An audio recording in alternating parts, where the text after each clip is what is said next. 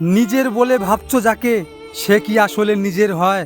সময় থাকতে বুঝে নিও, এই দুনিয়ায় কেউ কারণ নয়। অতিরিক্ত খুশির কথা, অতিরিক্ত কষ্টের কথা কাউকে বলো না, কারণ খুশিতে মানুষ নজর লাগায় আর কষ্টে মানুষ লবণ ছড়ায়। হে ভগবান, একমাত্র তুমি ছাড়া আর কেউ জানে না আমার মনের অবস্থা।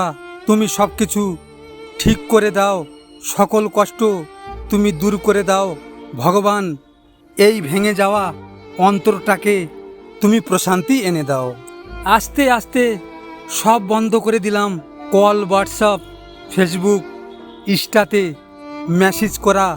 একটা মানুষের কাছে বারবার অবহেলা আর ইগনোর হওয়ার চাইতে একা একা অনেক ভালো।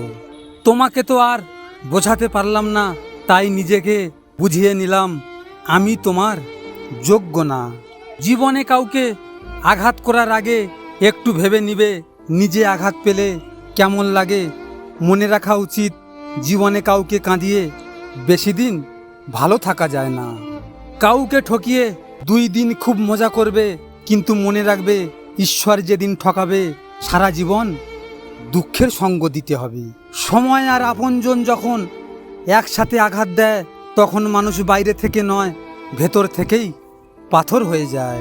মানুষের খারাপ সময় সারা জীবন থাকে না, কিন্তু খারাপ সময়ে যারা খারাপ ব্যবহার করে তাদের সারা জীবন মনে রয়ে যায়। সত্যি কথা বলতে কি জানেন, মৃত্যু আর ভালোবাসা কখনো বলে আসে না। একজন এসে নিয়ে যায় মন, আর একজন এসে নিয়ে যায় জীবন। তুমি যে আমাকে ইগনোর করো আমি তা বুঝি, কিন্তু কি করব বলো, তোমার সাথে কথা না বলে থাকতে পারি না। তুমি অভিনয় করে গিয়েছো ভালোবাসার, আর আমি অভিনয় করে যাচ্ছি ভালো থাকার।